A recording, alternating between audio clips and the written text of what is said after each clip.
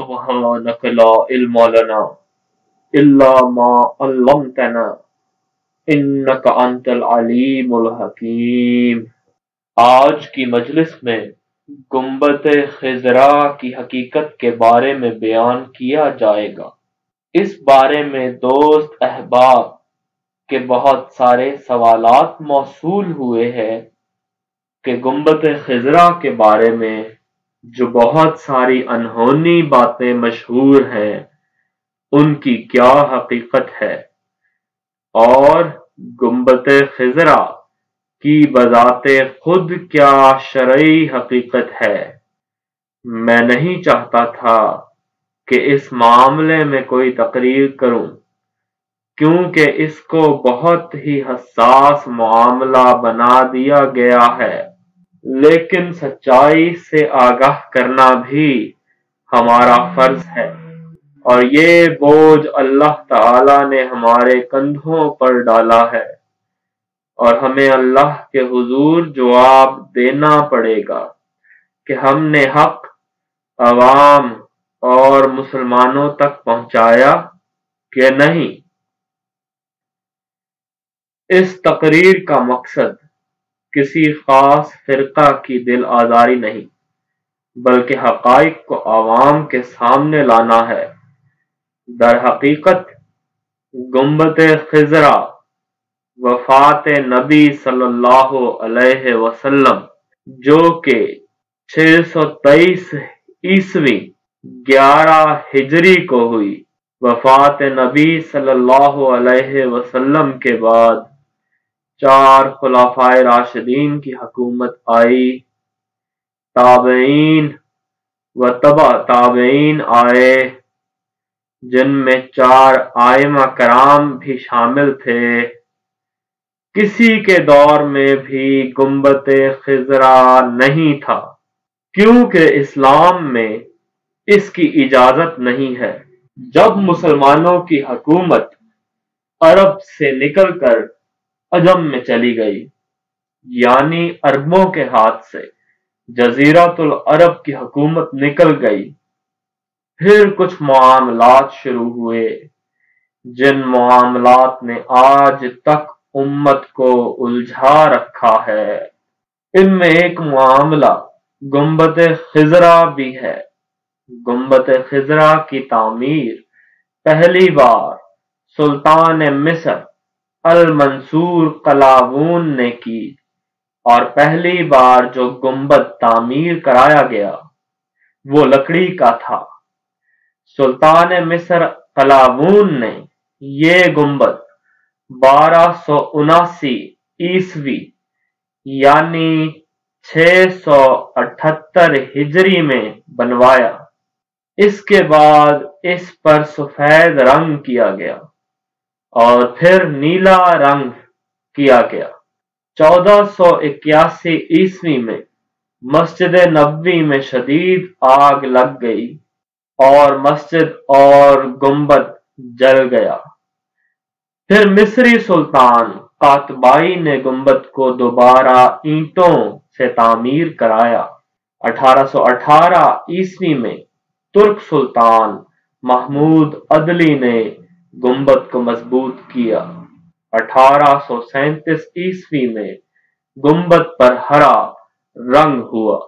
جب 1805 عیسوی میں دوبارہ جزیرۃ العرب کے باشندوں نے مدینہ پر کنٹرول حاصل کیا تو رسول اللہ صلی اللہ علیہ وآلہ وسلم کے حکم پر عمل کرتے ہوئے محمد بن عبد الوہاب نے بدعتیوں کے بنائے ہوئے تمام مزار و گنبد گرا دیے، مگر محمد بن عبد الوہاب نے حکم دیا کہ گنبد خضرا کو ابھی نہ گرایا جائے، کیونکہ جاہل مسلمانوں کی طرف سے ایک فتنہ کا خوف تھا۔ لہذا آپ کو معلوم ہوا کہ وفات نبی صلی اللہ علیہ وسلم کے بعد 667 سال تک گنبد کا کوئی وجود نہیں تھا۔ اس گنبد کو بدعتیوں نے بنایا۔ جب حکومت عرب سے نکل کر مصر میں اور ترک میں چلی گئی، انہوں نے بنایا۔ یہی حال ان تمام مزاروں، قبوں اور عمارتوں کا ہے جو جنت البقیع سے منسوب کی جاتی ہیں کہ وہاں پہ تو صحابہ کے مزار تھے، عربوں نے وہ گرا دیے، اور خاص کر ہندوستان میں عربوں کو برا کہا جاتا ہے۔ تو حقیقت یہ ہے کہ آقا علیہ الصلوۃ والسلام کی وفات کے 667 سال تک جس گنبد کا وجود تک نہیں تھا، اس چیز کے اوپر عقیدہ بنانا سراسر گمراہی ہے۔ جس چیز کو نہ خلفائے راشدین نے بنایا، نہ چاروں ائمہ کرام نے حکم دیا، نہ تبع تابعین کے دور میں بنایا گیا، 667 سال بعد جس کو بدعتیوں نے بنایا، تو اس چیز پر بدعتی ہی ایمان لا سکتے ہیں، توحیدی اور حق پرست ایمان نہیں لا سکتے۔ پھر ایک ایسی چیز کو آقا علیہ الصلوۃ والسلام سے منسوب کرنا کہ یہ آقا علیہ السلام کا گنبد ہے، یہ سراسر زیادتی، ظلم اور جہالت ہے۔ 1925 عیسوی اور 2007 عیسوی میں عرب علماء نے فتویٰ دیا کہ گنبد کو ہٹا دیا جائے۔ یہ فتاوی آج بھی محفوظ ہیں۔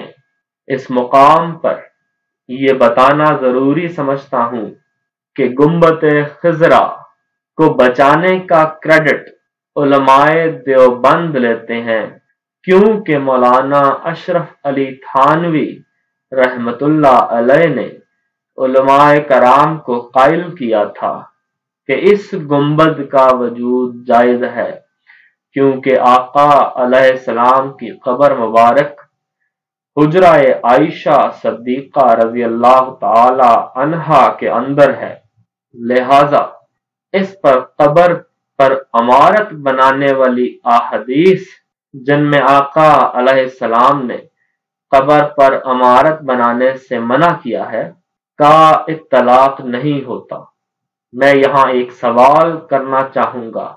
یہ حقیقت ہے کہ آقا علیہ السلام کی قبر مبارک حجرہ عائشہ صدیقہ رضی اللہ عنہا کے اندر ہے، لیکن کیا یہ ظلم عظیم نہیں کہ اس حجرہ کو اس کی اصل حیت پر قائم رکھنے کے بجائے اس میں تبدیلی کی گئی اور اس کے اوپر عمارت یعنی گنبد بنا دیا گیا، جس عمارت یعنی گنبد کو بنانے سے آقا علیہ السلام نے منع فرمایا۔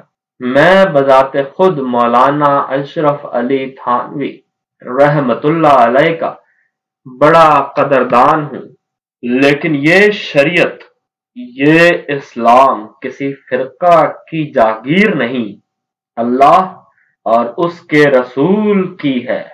یاد رکھیے، یہ وقت اس چیز کا نہیں کہ آپ فخر کریں کہ ہم نے گنبد خضرا کو بچا لیا۔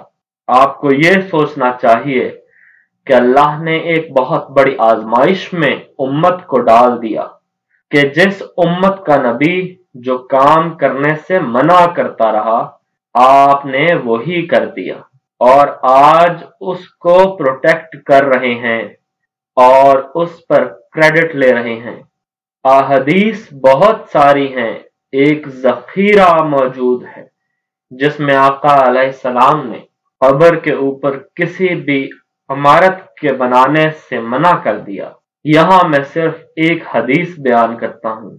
صحیح بخاری جلد اول حدیث 1258، اسماعیل مالک سے، مالک حشام سے، حشام اپنے والد سے، اور وہ حضرت عائشہ رضی اللہ عنہا سے روایت کرتے ہیں کہ جب نبی صلی اللہ علیہ وسلم بیمار پڑے تو آپ کی بعض بیویوں نے ملک حبشہ کے ایک گرجا گھر کا تذکرہ کیا جسے ماریہ کہا جاتا تھا۔ ام سلمہ رضی اللہ عنہا اور ام حبیبہ رضی اللہ عنہا ملک حبشہ گئی تھیں تو ان دونوں نے اس گرجا کی خوبصورتی اور ان تصویروں کا حال بیان کیا جو اس گرجا میں تھیں۔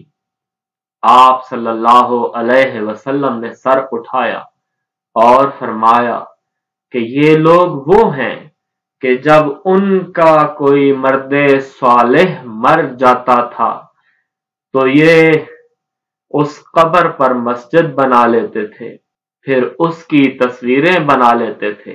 یہ لوگ اللہ تعالی کی بدترین مخلوق ہیں۔ غور کیجئے، آقا علیہ السلام بیمار ہیں اور اپنی زندگی کے آخری ایام میں ہیں۔ جب اس عنوان پر ذکر ہوتا ہے تو آپ برداشت نہیں کر پاتے۔ آپ نے سر اٹھایا اور فرما دیا کہ یہ غلط ہے، یہ لوگ اللہ کی بدترین مخلوق ہیں۔ اب مسئلہ یہ ہے کہ جاہل تو جاہل، علماء کرام بھی آگے سے یہ دلیل لے آتے ہیں کہ یہ تو گرجا گھر کی بات ہے، یہ تو عیسائیوں کا تذکرہ ہے، وہ لوگ بدترین اور شرارتی مخلوق ہیں، یہ مسلمانوں کے لیے نہیں۔ یہی حال اس حدیث کا ہے جو صحیح مسلم میں روایت کی گئی ہے، باب الجنائز میں حدیث نمبر 2237 کہ حضرت علی نے ابو حیاج اسدی سے فرمایا کہ کیا میں تجھے اس کام کے لیے نہ بھیجوں جس کام کے لیے مجھے رسول اللہ صلی اللہ علیہ وآلہ وسلم نے بھیجا تھا، کہ تو کسی صورت کو مٹائے بغیر نہ چھوڑ اور نہ کسی بلند قبر کو برابر کیے بغیر۔ تو لوگ ان حدیثوں کے بارے میں یہ کہتے ہیں کہ یہ حدیثیں تو مسلمانوں کے لیے ہیں ہی نہیں۔ میں اس بے وقوفانہ بات پر زیادہ بحث نہیں کرنا چاہتا۔ پچھلی حدیث جو میں نے صحیح بخاری سے بیان کی اس بارے میں ایک بات ضرور کہوں گا۔